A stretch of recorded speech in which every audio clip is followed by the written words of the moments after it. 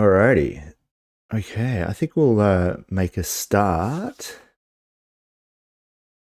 And I'm just going to share my screen. So back a step. All right, so yeah, welcome to week 2. So this week is all about starting to model. Last task, the polygon pet, which you're probably still working on, is about the interface, about manipulating objects, about scaling and transforming objects. But now we're actually starting to create our own unique objects, not just relying on primitive shapes. We can start with primitive shapes as a base, but then we're adding some detail and so forth. We refer to this as blocking in this task, and that just means we're just making the basic shape. So this example up here is a bit more refined, but that's the end result that we're going to have, where we have lots of smooth angles and that sort of thing. But for the block in, it just can be quite very low polygon, and also quite harsh and sharp on the edges. The benefits of blocking in are that when we're modeling, it's a lot easier to manipulate a small amount of vertices rather than a large amount. So the blocking in stage allows us to get the form and the structure right first, and then we can add some extra detail. And there's a process we're going to follow, which is called subdivision. And it basically takes a polygon and divides it in half, or by 4, and then that ends up smoothing the edges of the object. So we're going to follow that sort of process, and there's a couple of ways we can do that, which I'll talk about today just to give you a heads up in the direction we're going. But this week, I just really want you to focus on blocking in the objects. So let's just have a look at the tasks for the week. So basically finish and render your polygon pet so you can submit it. If you don't be too concerned if it's not perfectly rendered out by the time classes come about. Do your best, have a go. Review the box modeling and understand the topology videos. So these are the videos down the bottom here. This video here, finishing and rendering your polygon pet, I thought this is quite good to show you how you can refine your pet, and also how you can import it into the Maya file that I set up, and how you could render off from the cameras and so forth. So if you want to check that out as well, just to refine your pet, and then move on to understanding what topology is about. So there's good topology and there's bad topology. And the good topology is about having smooth edge flows, so that when you manipulate the object, there's 2 main reasons. One, for animating. So if you animate, it bends properly. It doesn't have these creases in the wrong spots and stuff like that. And the other reason is if you need to manipulate or add additional edge loops, or wireframe, as it were, then it's a lot easier when everything's working as quads, because all the tools work that way, and you can run edge loops through the object. So these 2 videos are really good at helping to understand why we're concerned with topology. And the method that we're going to go through today is called box modeling, and that really promotes good topology. So it's a really good opportunity to keep your models with quads. Not everything has to have quads. Some people go a bit too far on that, but generally speaking, we're aiming for quads. Triangles can be okay in some circumstances, but anything more than that is going to be converted into triangles later at rendering time. So we we try and aim for quads, and yeah, the box modeling is a perfect way to do that. All right. Before we get into how we go about box modeling, I just wanted to go through. Oh, as part of that, so yeah, watch the box modeling tool. This is pretty much what I'm going to go through today with you live. Just introduction into box modeling and explain a few more aspects around that. But then I'm going to get you to do this video, box modeling a banana. So this goes through a really focused way of using box modeling and getting a perfect representation of an object and how you can extrude out objects. But not only that, it goes through the whole process. So it shows you how we can use smooth mesh preview and smoothing to create the final result. A bit of a question there. Do we put these exercises into a final portfolio, or is the portfolio just our environment? So these exercises, these go into the work in progress discussion board.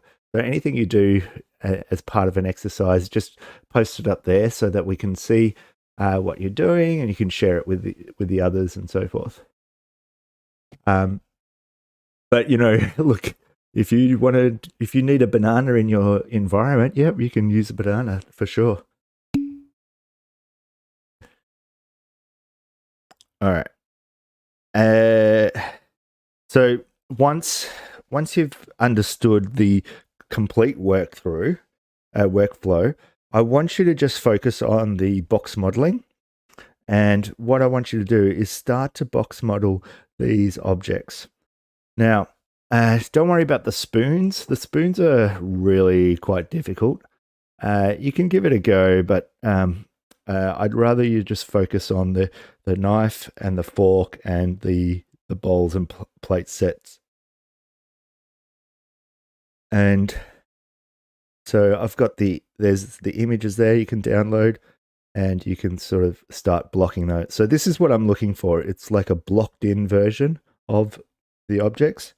So it has try and do it with as fewer edge loops. So an edge loop is these lines going around the center of the objects, if that makes sense.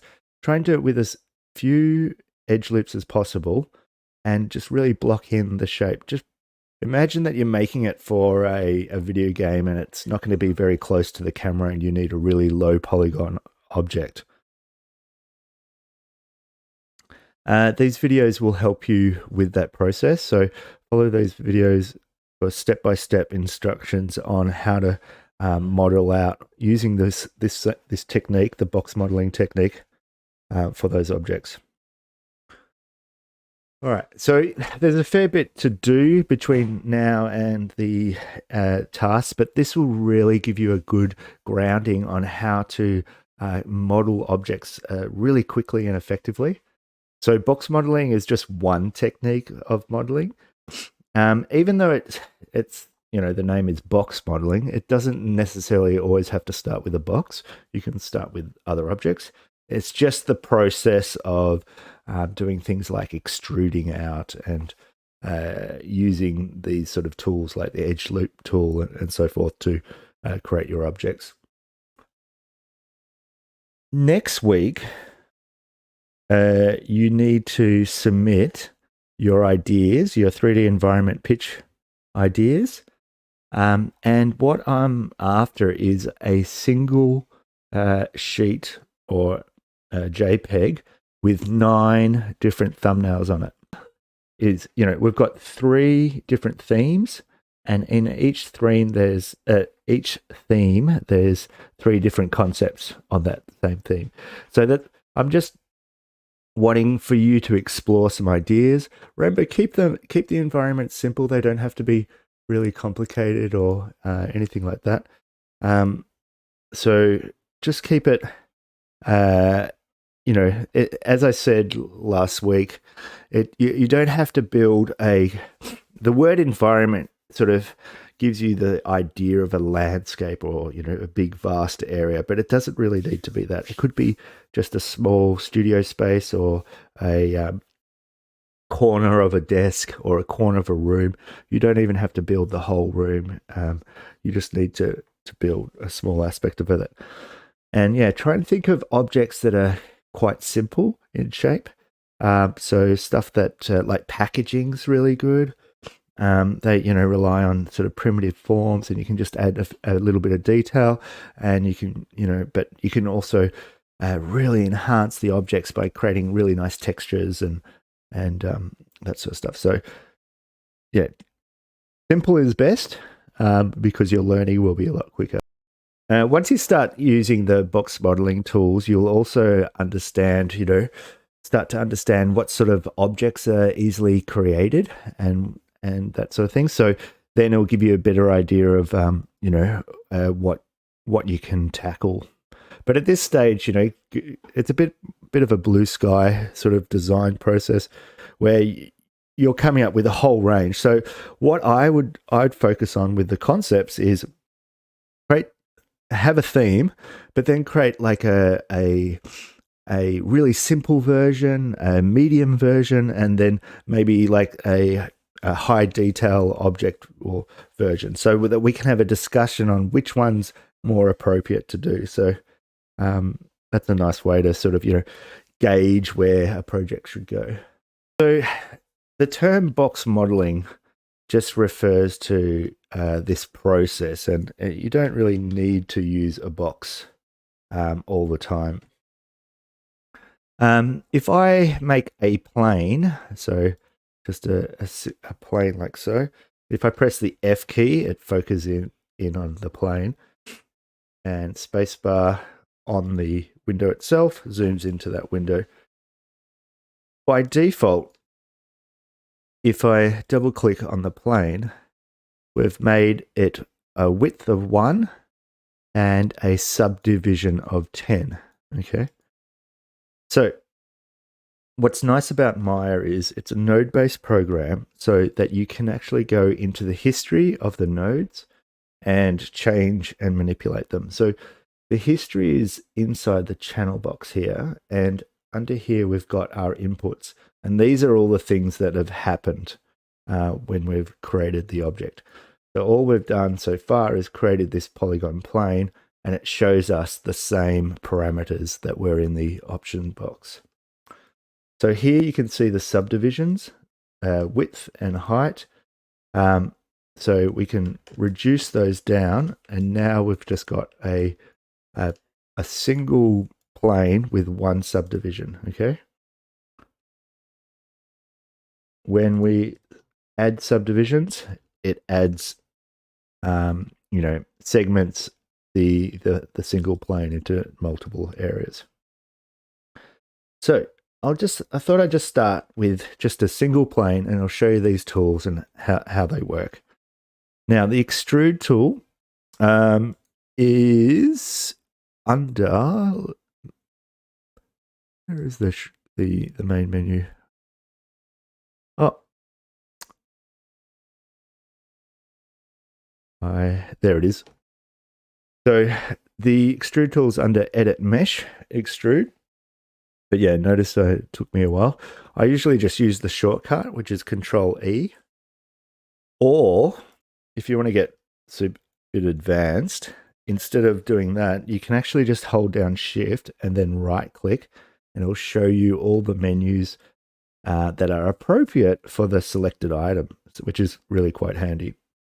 But probably a little confusing when you're starting out. Okay, so what we can do is we can actually use the shortcut up here, extrude as well.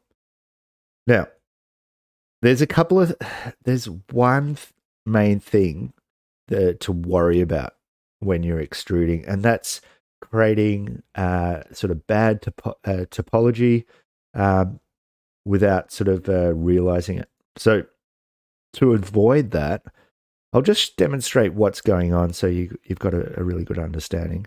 So under display, head up display, I can actually show the poly count of the object.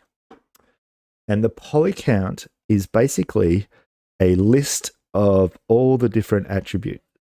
So we've got vertices, 4 vertices, because we've just got a square. We've got faces, and there's one face. The 3 different numbers are the objects that's selected, the whole environment, and I can't remember what the third one is. Not sure. All right, so at the moment, we've only got one face. Now, when we introduce the extrude tool, look what happens. We've now got 8 vertices and 6 faces, okay? If I was to drop that tool by just clicking away, we'd just get a single plane. Now, it's a bit obvious here because it's gone black. And basically the black is indicating here we go, two-sided lighting. The black is indicating which side the normal's not facing. So the normal being the line coming vertically out of the plane. And so when we get that black, it's showing us the normal's coming out of the bottom and not out of this top plane. All right. Now, so what has happened? Let's just go back a step. Okay. So the number one rule is if you extrude out a plane or if you extrude out a face, that you've got to move it quickly or else you'll forget it's there and then it becomes a bit of a problem. So let me just duplicate this for a second. I'll just hold down W for the move tool and then shift and move, and it's going to clone that object. And I'll give you an example. So the right way to use this tool is to use the extrude tool, activate the tool, and then use the handles to manipulate that tool straight away. Now, again, the arrows are the best way to do this because it's going to move to the same plane. So if we do the same thing to this one and don't move it, what happens is we've accidentally created extra geometry in there that we don't know that's there. So it's a pretty obvious at the moment, but if I was to take a sphere or something like that and that's the other thing. If I have nothing, if I have the whole object selected, then, and I press extrude, all the faces are extruded. If I drop that object, it's a good indicator that it's gone black, so that I know what's going on here. But if I was then having to go back in there later and move stuff around, you get like this extra film of, geometry in there. So it becomes quite complicated. So number one rule, when you extrude, move it straight away. All right, so let me just change this to 1. So, and I'll create another. Okay, so with the extrude tool, there's a couple of things you can do. So if you want, you can just use the handles. This is my preferred method, moving the handles up. And then you can extrude again. And then we get extra geometry in there. You can then move over, extrude it, and we can also scale it in as well. So moving and scaling, and quickly we can sort of like block out an object. So I'm not sure what this is, but and extrude it in. So yeah, we've got this strange sort of pipe, let's call it. All right. So, or alternatively, you can use these this window, and this gives you some things that we can change. So we can sort of offset, basically scaling it, the Z translate, and thickness And we can also add divisions if you want. So you can add divisions as you go, which can be quite handy. If you want to get really more advanced, let's say, you can use extrude, and you can also make it generate a curve. And let me just bring up the outliner, so the list of things there. And when we go extrude, we get this curve. I'll just put it into wireframe. And with this curve, we can right click on that curve and change its vertices, and we can manipulate the curve like so. So if we go back into the object itself and have a look at its history, extrude history, and scroll right down, see we've got divisions. If I click on the word and middle mouse button, I can add those divisions in there. So yeah, we can twist it around the curve as well. And we can also taper it so it comes in like that. So yeah, look, at this stage, those extra sort of tools aren't that useful. But yeah, I thought I'd just point them out. But the main thing we want to focus on is just extruding out. Now, so if you wanted to make it, say, a cup, let's say, what we could do is quickly block out the shape just with the vertices, like so. And then what we're going to do is, instead of extruding out a single face, we can go through and select all the faces. So the easy way is actually to paint it. I can select those faces. And now when I go extrude, I've moved the, let me reset that. Where's it moved up? All right, let me go back in. Oh, because I generated the curve. That's right. My bad. All right, let's just go back. So I'll just show you a quick shortcut. Instead of using the paint tool, what I tend to do is I select the vertice and then Shift Control right, Shift Control. Oh, sorry, Control right click, and then I change the selection to face. There's also a shortcut. I think it's F11. Nope. But if you go select, convert selection to face, Control F11. There it is. So you could do the same thing. Control F11. I think I've got my shortcuts on something else. I don't know what's going on. My F keys. That's okay. But yeah, so I just usually control to face, and then I can select that whole face. If we go back up into Edit Mesh, Extrude, I just need to reset this to default. And to do that, we just go reset. Is basically change the curve, take it off generate. And now when I extrude that. One thing that we haven't sort of mentioned is this little icon here. And that actually just changes the orientation of the handle. So instead of being local on one of these faces, it's actually, we could actually change it to world space, and or basically in the center in this case. And that just allows us to manipulate it. So to scale, we click on the little box, and then the middle box, we can scale it in a little bit. And then we can extrude it again. Now, we can just activate the tool, but Maya's got this awesome function where if you press the G key, it reactivates the last tool that you created.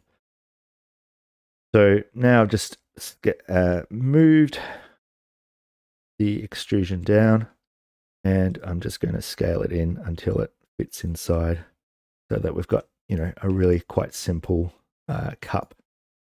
So yeah, it's worth just playing around with the extrude tool and seeing how it operates. The last thing that I just wanted to show in regards to that is if we go into face mode and I select all the faces and go extrude, there is this option here called keep faces together. So by default, it's turned on, right? But if I turn it off, then those faces are separated. So that can be useful sometimes.